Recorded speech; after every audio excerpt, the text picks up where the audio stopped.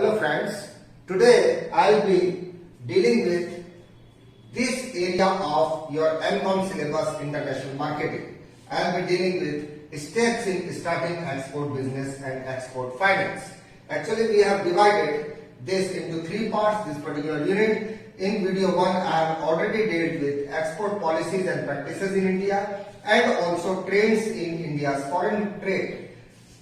In this video, I'll be giving my experience and giving my knowledge in steps in starting export business and export financing. And after that, one more video will be there where we will be dealing with export documentation and export procedure. That will be our methodology. Is steps in starting export business. So these are precisely legal made things and they are step by step we have to follow the things like number 1, establishing an organization. Either it is sole proprietorship or partnership or company.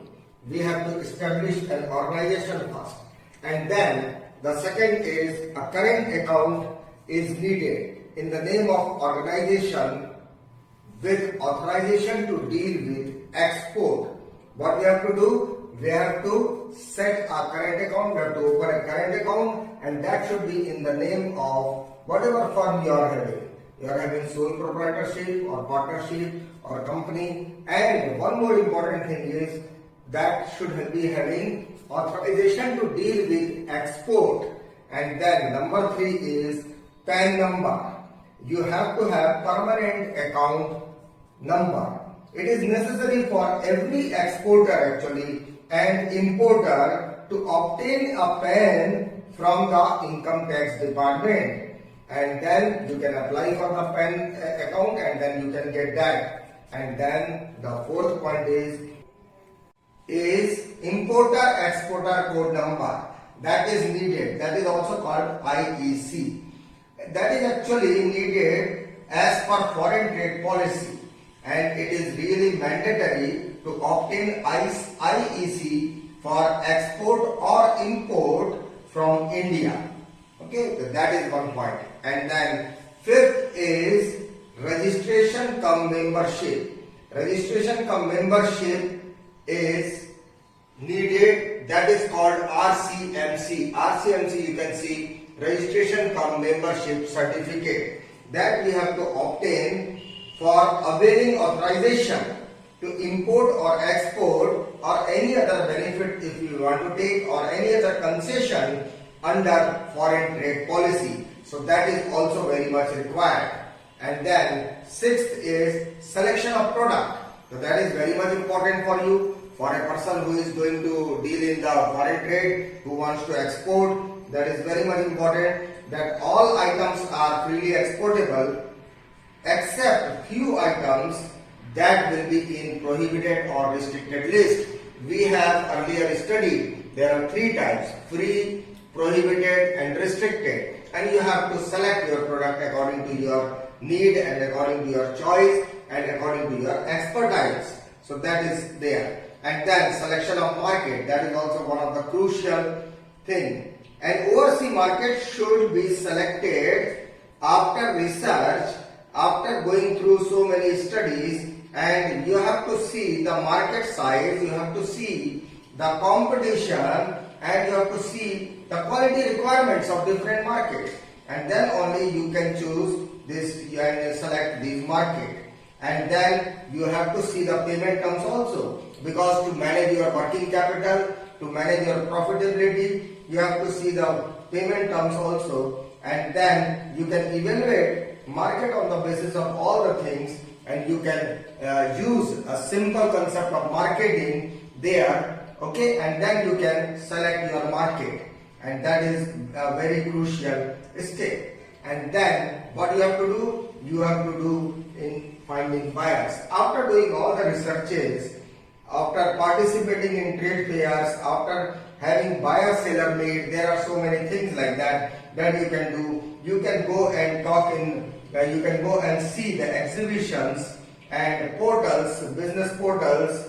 You can have web browsing also. There are so many things that you can do, and then you can come to the conclusion that what type of markets you are going to find and where you will be going to do business. And then this overseas chamber of commerces are there. They are there to help you, and your own chamber of commerce is there. They will be also helping you. So that point is also very much required.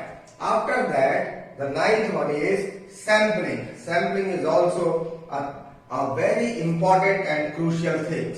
And like it should be as per demands of foreign buyers who are helping you to get export order. Naturally, the things whatever you are producing, that should be matching with the requirement of the person who is purchasing. So it is also a simple concept of marketing, and you will be having some authority to send your samples and some technical forms you have to fill, and after that you can set that also.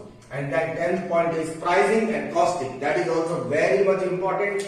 What is the price you are going to have, and what will be the cost that will be there for you. And then this, you have to set the price. That is also concept of pricing. As you know that marketing management itself is conception, pricing and promotion and distribution. So that pricing part is there, which is very much important, and you have to analyze and calculate and then fix the price if you are a foreign exporter. And then negotiation with buyers. Naturally, that is also one of the steps that you have to do that, and you have to see the possibilities of negotiations, and there will be maximum limit also, minimum limit also of negotiation, and you have to crack a very optimum and correct balance. And then the last point is converting risk through ECGC, Export Credit Guarantee Corporation Limited. It is a sort of insurance, and which will be covering your risk factor, and you have to be a member of that. They will require certain fees for that, and it is just like insurance, and if you pay premium, your things will be insured. And that is the steps in export business. So these are 12 real and very valid steps for the export business, and they all are related to the legal requirements also. Some short forms.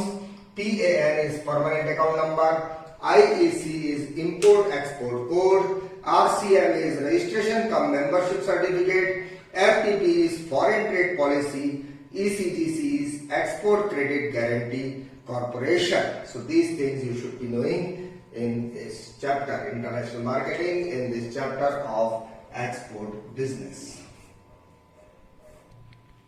So these are the steps. And one very interesting thing is there, these are orders, these are very technical orders, it comes one by one, and this order is very important because naturally without establishing company you cannot go for negotiation. So you have to follow the orders, that is why it is called steps also, and these are essential requirements also. In both the questions it will be covering. The next topic is export finance. It is also called trade finance. Export finance, or we can call it trade finance.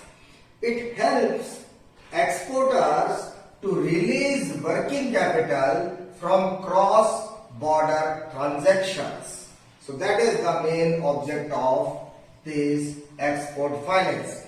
Because if you have exported your goods to different places, then the payment has to be made by the local authority or local bank, and it helps in that. And what happens actually, there is a 4-month gap between these. Customer invoice, purchase order, and then additional working capital will be needed for 4 months. So between customer invoices and purchase order and ultimately release of payment, the 4-month gap is there. For that we need naturally additional working capital, so that our need can be made through export finance. And how it works? Export financing is actually a specific contract, that is a contract between the bank and the person who is going to take your export material and you who are sending export material. It is trilateral contract between three of these factors who are important, and then it is done through specialized import-export banks. And then what happens? Export financer pays for goods in foreign countries, and naturally all banks are not doing that. There are certain specialized marked banks which do that, and these banks will be helping you with the contract. And what they will be doing? They will be paying for goods in foreign countries, and then they will be paid back in the country with expenses and charges along with interest, because they will also have their own motive, so they will get their expenses and charges reimbursed and by you, and then the interest rate will also be applied, certain interest rate, and the interest money is their motive also. And then the normal time of all these is 120 days, or you can say 4 months. The advantages are that increases working capital because you have got fixed time liability over you, but at the same time you will be having that money to utilize for better things. Gets a support to increase the business. Naturally, capital increases business. You can run in other operations also, or you can increase your that operation also.